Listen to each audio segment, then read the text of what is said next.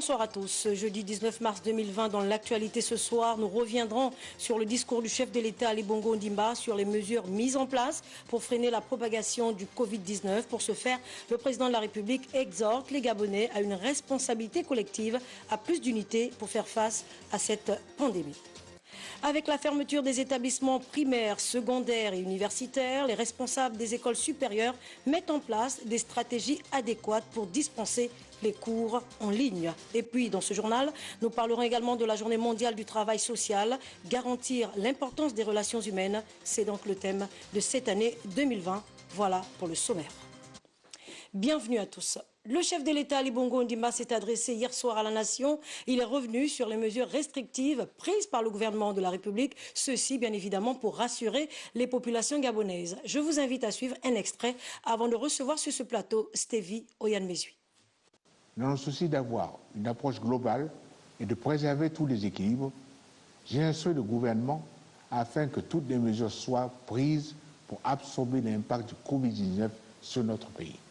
Sur le plan alimentaire, nos commerces et marchés continueront à être approvisionnés normalement. Je vous demande de rester calme. Il n'y a aucune inquiétude à avoir à ce sujet. D'une manière générale, sur le plan économique, le nécessaire sera fait pour limiter au maximum les conséquences négatives liées à cette situation exceptionnelle. Alors, Stevie Oyad, bonsoir. Bonsoir. Alors, on vient d'écouter cet extrait du chef de l'État, Ali Bongo Ondimba. Tout en veillant à la santé des Gabonais, il tient donc à rassurer quant aux dispositions qui ont été donc mises en place pour stabiliser l'économie nationale. Qu'en est-il exactement? C'est cela, Patricia Lidimouélé. Il faut dire que depuis l'annonce du premier cas Covid-19 au Gabon, des mesures sécuritaires ont été effectivement prises par les pouvoirs publics, ceci pour éviter la propagation non contrôlée du virus. Nous avons par exemple la fermeture des frontières, la limitation du nombre de vols en provenance de l'étranger, la fermeture des débits de boissons et de plusieurs petits commerces. Le président de la République, Ali Bongo Ondimba, dans son adresse à la nation, se veut pourtant rassurant. Il est question dans cet extrait, selon lui, de préserver la santé des Gabonais sans pour autant asphyxier l'économie nationale. Il revient dès lors à son gouvernement de trouver des mécanismes permettant de contrecarrer le ralentissement de l'économie, car Patricia Lidimouélé, il faut le dire, la décision de fermer certaines activités génératrices de revenus, j'y arrive, aura forcément des conséquences lourdes sur le chiffre d'affaires des entrepreneurs. Comment certaines familles pourraient-elles faire face aux charges mensuelles? L'interrogation suscite forcément débat en ce moment dans les quartiers de Libreville, on va le dire ainsi, et puis surtout à l'intérieur du pays. Mais le pragmatisme du gouvernement est attendu au pied du mur pour une stabilité socio-économique en cette période qualifiée de turbulente. Alors, Stevie Oyad, vous parlez de pragmatisme. Qu'est-ce qu'il faut faire? Qu'est-ce qu'il faut envisager pour cela? Mais Patricia, il faut le dire, tout ce que nous pouvons égrener ici n'est qu'un chapelet de propositions. Il faudrait tout d'abord recenser les dites entreprises que le gouvernement doit accompagner. Pourquoi pas à travers la mise en place d'un numéro vert? Ne dit-on pas que gouverner, c'est prévoir? Il est donc question de faire preuve d'efficacité. Une efficacité qui se traduirait sur le terrain par une véritable relance de l'économie après la disparition du Covid-19. Une maîtrise parfaite de l'indice de développement humain. Veiller à ne pas augmenter la courbe du taux de chômage, déjà, on le connaît déjà. Patricia Lidimouélé, pourquoi pas faire comme d'autres pays, à l'exemple de la France, mettre à disposition des entreprises un fonds de soutien pour accompagner leurs activités afin de favoriser une fluidité des capitaux. Merci encore, Stevie Oyan, pour toutes ces informations. Occasion aussi pour Ali Bongo Ondimba d'interpeller les Gabonais à faire taire leurs divergences. Écoutons à nouveau le chef de l'État, Ali Bongo Ondimba. Faisons taire nos divisions, nos contradictions. L'heure est au rassemblement. Voilà, donc on vient d'écouter un extrait du chef de l'État dans son adresse hier au peuple gabonais selon justement la lutte et la prévention contre le Covid-19. Sur ce plateau, Larissa Laure Mamengi. Bonsoir Larissa. Bonsoir Patricia. Alors, à écouter cet extrait du chef de l'État Ali Bongo Ondimba, peut-on penser que ces propos sont aujourd'hui adressés à la classe politique gabonaise? Effectivement, Patricia, dans les propos du président Ali Bongo Ondimba, il est clairement dit qu'il faut taire les querelles, les contradictions, les égos pour faire place à l'unité afin de lutter ensemble contre cette pandémie. Ce qu'il faut dire, Patricia, c'est que le chef de l'État avait, il y a quelques jours, a instruit le Premier ministre, chef du gouvernement, à rencontrer toute la classe politique, donc la classe politique gabonaise de tous bords, opposition, majorité, pour leur faire part de la nécessité de mettre à contribution toutes les intelligences, les compétences pour traverser cette épreuve difficile. L'initiative était donc un appel à un sursaut républicain, mais surtout à l'unité, quelles que soient les divergences d'opinion. Cette adresse à la nation vient donc en appui à un processus qui consiste à intégrer toutes les forces vives de la nation pour barrer la route au Covid-19 dans notre pays. Alors justement, depuis l'annonce du premier cas au niveau du Gabon, est-ce qu'on peut dire aujourd'hui qu'il y a une certaine appropriation de la situation par la classe politique? Ce qu'on peut déjà dire à ce sujet, c'est que plusieurs acteurs politiques, et pas des moindres, les plus radicaux, ont déjà prononcé sur cette question. Dans l'ensemble, on a pu déceler que de façon voilée, ils sont néanmoins solidaires des mesures gouvernementales visant à annihiler la propagation du Covid-19 au Gabon. Dans certaines déclarations, on a écouté des appels à la cohésion nationale, à la solidarité et même au consensus national, des expressions qui montrent que la classe politique gabonaise a pris la mesure de ce qui nous arrive et qu'elle elle sensibilise d'ailleurs la population, ses militants, à respecter les règles d'hygiène. Dans l'ensemble, on peut penser que les jours à venir, d'autres leaders des partis politiques pourraient se prononcer dans le même élan, car la contamination du virus, la contamination du virus chez l'être humain ne choisit pas forcément l'appartenance politique. On est tous vulnérables, on est tous susceptibles de contracter ce virus, donc c'est désormais l'affaire de tous. Merci Patricia.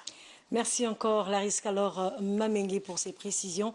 Notons également que le sens du devoir civique et la responsabilité de tous sont également souhaités par le chef de l'État Ali Bongo Ondimba. Une fois de plus, je vous invite à le suivre. Le combat contre le Covid-19 n'est pas un combat individuel. Ce n'est même pas un combat de l'État. C'est le combat de toute société, autrement dit, notre combat à tous que nous devons mener aujourd'hui, demain et dans les mois à venir. Le combat contre le Covid-19 est une cause résolument nationale. Il nous faut être solidaires les uns avec les autres. La coopération de chacun est indispensable pour vaincre cette pandémie. Voilà donc Guy Frédon-Obion, bonsoir. Bonsoir Patricia Mollet. Un autre extrait que nous venons d'écouter justement du chef de l'État Ali Bongo Ondimba, il lance un appel à l'union. Que comprend de cet extrait?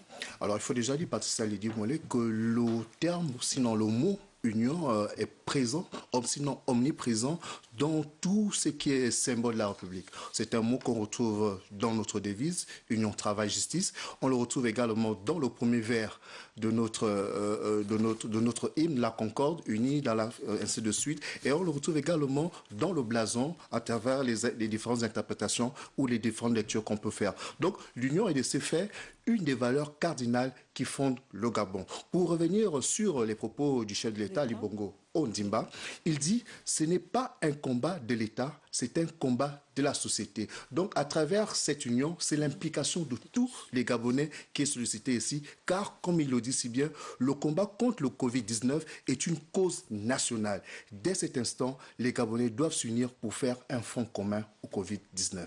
Les Gabonais doivent s'unir pour faire un front commun face à ce Covid-19. Comment matérialiser alors cette union? Alors, cela peut se matérialiser déjà par l'appropriation, comme vous l'avez dit tout à l'heure avec Lariska Mamengue, l'appropriation non seulement des acteurs politiques, mais de toutes les personnes gabonaises ou non qui vivent sur le territoire gabonais, parce que nous sommes tous concernés par cela. Donc, et mettre en évidence le sentiment d'appartenance à cet espace commun que le Gabon, que nous soyons gabonais ou pas, à partir du moment où nous partageons cet espace géographique et communautaire qu'est le Gabon, nous devons avoir un sentiment d'appartenance. Donc ça, c'est encore une manifestation. Et la dernière manifestation, c'est le respect strict des différentes mesures qui ont été énoncées par le gouvernement et qui sont également émises par l'OMS, l'Organisation mondiale de la santé. Merci encore Guy Frédon-Obion pour toutes ces précisions.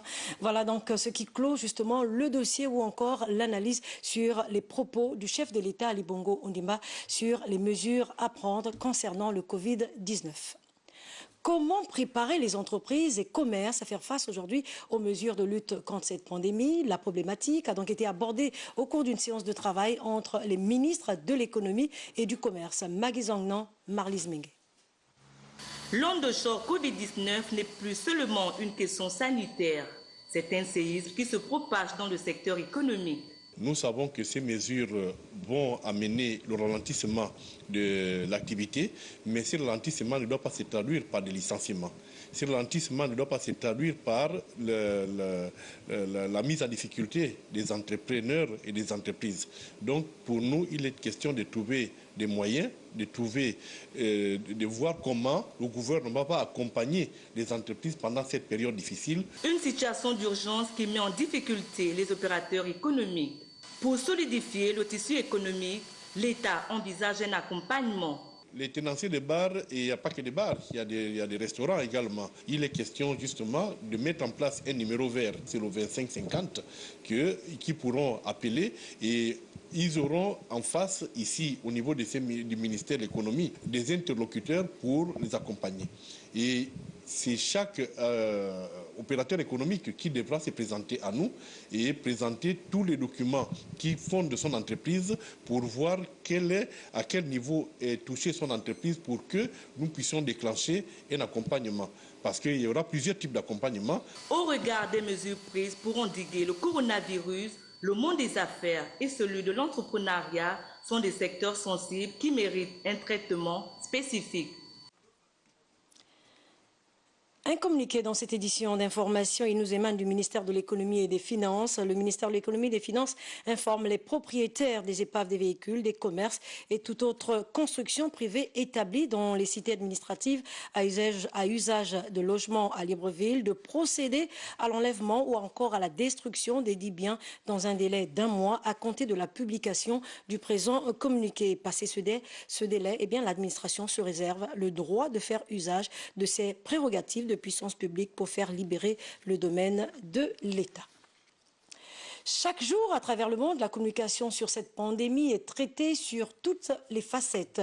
Ceci, bien évidemment, informer les populations quant à l'évolution de la maladie. Au Gabon, notamment, avec les 3 cas déjà confirmés, eh bien, les éléments de langage utilisés par les autorités visent non seulement à sensibiliser, mais surtout à rassurer pour éviter la panique. Et c'est là où les médias constituent donc les relais principaux. Lariska Lormamingue que nous retrouvons. Plusieurs jours déjà que le Gabon est en alerte depuis le premier cas déclaré officiellement positif au Covid-19.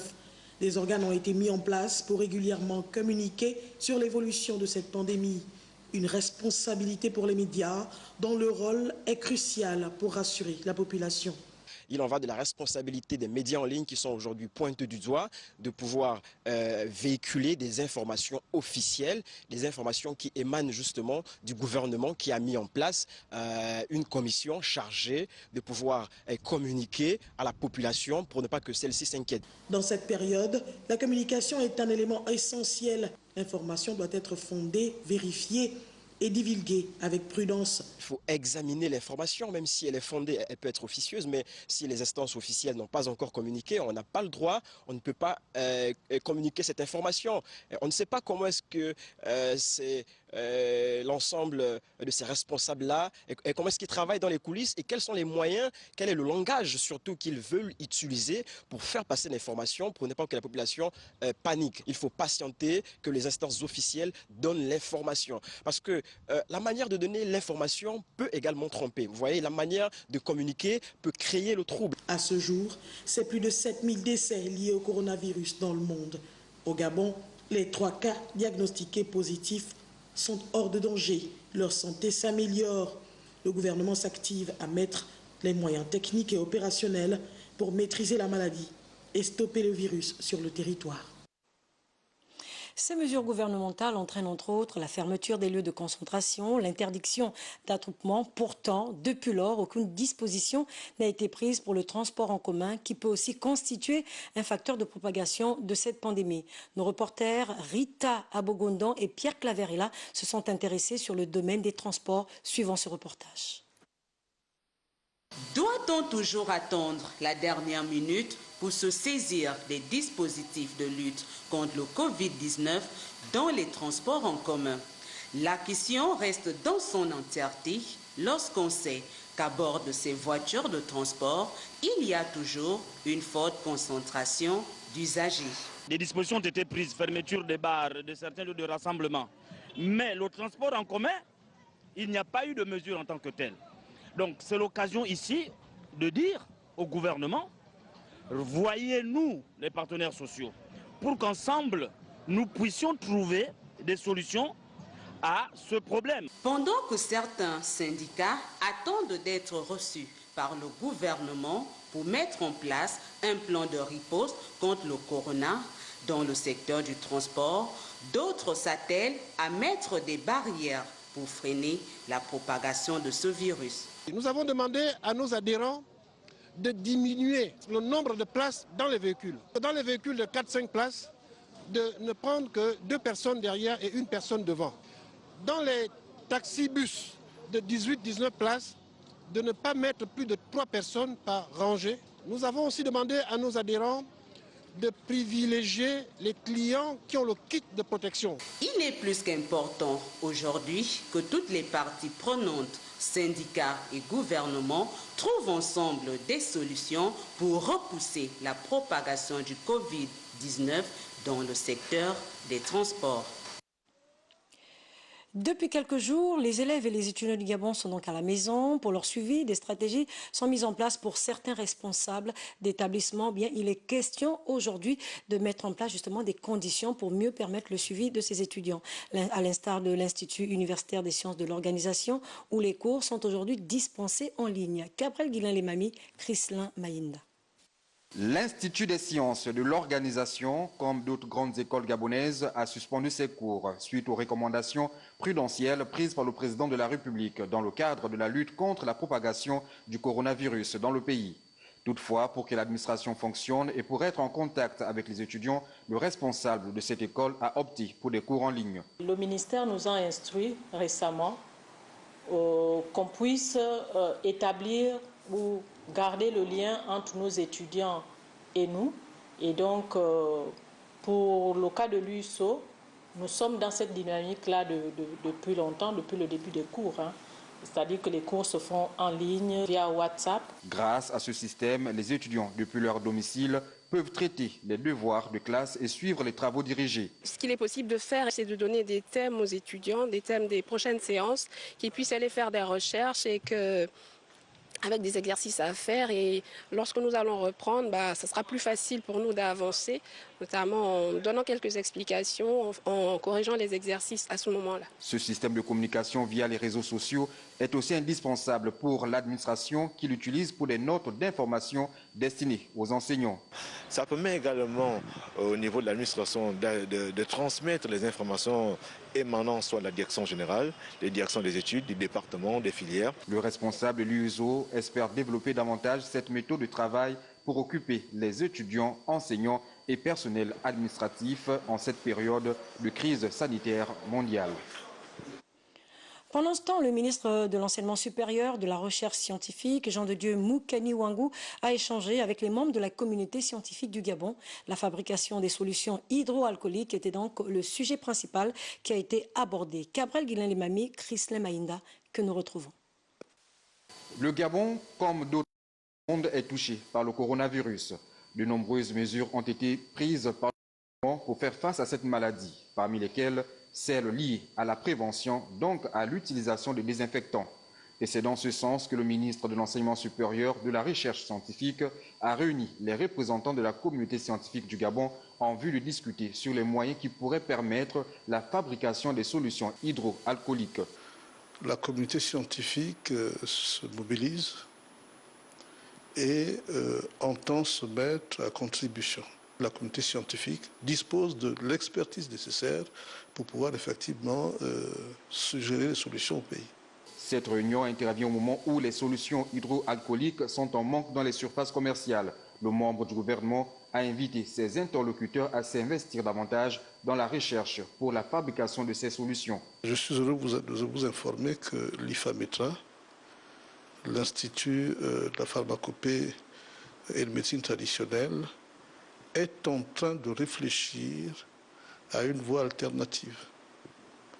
Oui, l'IFAMETRA est parvenu à fabriquer une solution hydroalcoolique qui est en train d'être éprouvée par les méthodes scientifiques aux exigences et aux prérequis arrêtés par l'OMS. Les prix des produits désinfectants ont augmenté. Cette initiative du ministre de l'Enseignement supérieur pourrait contribuer à un retour à la normale. Toujours dans le domaine éducatif, eh bien, les responsables des établissements secondaires et primaires respectent-ils aujourd'hui les mesures sur la suspension des cours? Mirande Anguet et Bertin Osaga répondent donc à cette interrogation. Reprise des cours ce 31 mars, pouvait-on lire à l'entrée de plusieurs établissements publics et privés qui ont suspendu les cours depuis ce lundi. On a fermé, nous attendons jusqu'au 30 et puis on verra ce qu'il y a lieu à faire, si ça sera prolongé ou pas, mais nous nous tenons à l'ordre de l'État. Il y a quelques jours, un établissement privé situé au quartier Damas a ouvert ses portes pour divers motifs. Le lundi matin, une équipe de l'inspection générale des services s'est rendue du côté de Beau Séjour, où nous avons eu une information selon laquelle un établissement était ouvert et accueillait des élèves. Alors, les équipes s'y sont rendues et ils ont trouvé effectivement un enseignant avec des élèves de classe de 5e année. Il était là sous prétexte que le 23, les activités liées au CEP commenceraient et qu'ils étaient en retard, ils prenaient de l'avance. L'inspecteur général des services de l'éducation nationale rappelle que des sanctions suivront pour toute personne qui ne respecterait pas cette décision. Pour les établissements publics et privés ou reconnus d'utilité publique qui s'entêteraient à ouvrir sous prétexte qu'il y a des activités parce que le calendrier pédagogique, il ne faut pas le rater, il faut le rattraper, ceux-là qui s'entêteraient seraient sanctionnés. Parce qu'il faut prendre la mesure de la situation. La pratique de cette mesure vise la protection de la population alors que le Gabon vient d'enregistrer de nouveaux cas liés au Covid-19. Voilà, toujours en rapport avec cette actualité, Nicole Nzaou-Rekati, inspecteur général des services au ministère de l'Éducation nationale, revient sur les sanctions qui seront donc infligées à ceux-là qui ne respecteront pas la suspension justement des cours. Réécoutons-la. Communiqué du ministère de l'Éducation nationale chargé de la formation civique. Conformément aux hautes instructions gouvernementales relatives aux mesures préventives contre la propagation du Covid-19 au Gabon, le ministre de l'Éducation nationale chargé de la formation civique a pris des mesures de protection des apprenants par arrêté numéro 0031/MENFIC du 14 mars 2020. Celle-ci consiste en la fermeture provisoire des établissements d'enseignement public, privés et reconnus d'utilité publique sur toute l'étendue du territoire national. Cependant, nous constatons pour le regretter que certains établissements relevant notamment du secteur privé poursuivent leurs activités pédagogiques en violation flagrante des dispositions prises par le gouvernement. En envoyant leurs enfants à l'école, les parents se rendent complices de cet acte d'incivisme. Il leur est donc rappelé de les garder à la maison jusqu'à nouvel ordre, conformément aux dispositions gouvernementales. Le non-respect de celles-ci expose tous les contrevenants à des poursuites judiciaires immédiates, assorties de sanctions pénales prévues à l'article 4 de l'arrêté numéro 00167/Ministère de l'Intérieur, Ministère de la Justice, Garde des Sceaux, du 13 mars 2020, fixant les mesures de confinement relatives à la pandémie du Covid-19. Fait à Libreville le 19 mars 2020, le ministre de l'Éducation nationale, professeur Patrick Mugiama Daouda. À l'instant donc, Madame Nicole Nzaou-Rekati, inspecteur général des services au ministère de l'Éducation nationale. Les responsables médicaux de l'Organisation mondiale de la santé ont organisé une rencontre avec le personnel de la mairie d'Ovendo. La sensibilisation sur le Covid-19 était au centre des échanges. Georges Kambila, Médard Eric Engeng. Le système de sensibilisation permettant de mettre tout le monde au même niveau d'information sur les mécanismes de prévention du Covid-19 en toile de fond de cette rencontre initiée par les responsables médicaux de l'OMS Organisation mondiale de la santé. La réponse à la riposte, elle est faite sur l'étendue du territoire, donc dans l'arrière-pays, à Libreville et en fait dans tout le Gabon. Suivre les mesures de prévention qui ont été adoptées, donc le lavage des mains, garder une distance de 1 à 2 mètres avec les personnes, éviter les regroupements de masse, mais vraiment suivre les directives étatiques mises en place par l'État. Le chef des services des affaires sociales de la mairie d'Ovendo, qui prenait part à ce retrouvailles, salue l'initiative. Si déjà nous informés, nous informons aussi les populations, ça apporte un plus pour permettre à ce que chacun d'entre nous se mette à sensibiliser. Venus nombreux à ce rendez-vous scientifique, les participants, notamment les dits de la commune d'Ovendo, revient sur l'intérêt de cette campagne de sensibilisation. Nous avons pensé au séminaire d'abord d'information parce qu'il faut le dire, les gens, on entend parler du coronavirus. Qu'est-ce que c'est le coronavirus? Il faudrait qu'à un certain niveau, les populations soient édifiées, informées sur cette pandémie qui ravage le monde. Et donc, après ça, ce serait une série de rencontres avec les différentes composantes de notre localité. Aujourd'hui, c'est près de 167 515 personnes dans le monde en confinement, selon l'OMS. Et puis, nous vous le disions au sommaire de ce journal, la journée mondiale du travail social célébrée ce 19 mars à Libreville. Les membres de l'Association nationale des travailleurs sociaux du Gabon ont tenu à mettre en avant le thème de cette année, à savoir garantir l'importance des relations humaines. Césarine Andem, Gérard Magnania pour nous édifier davantage.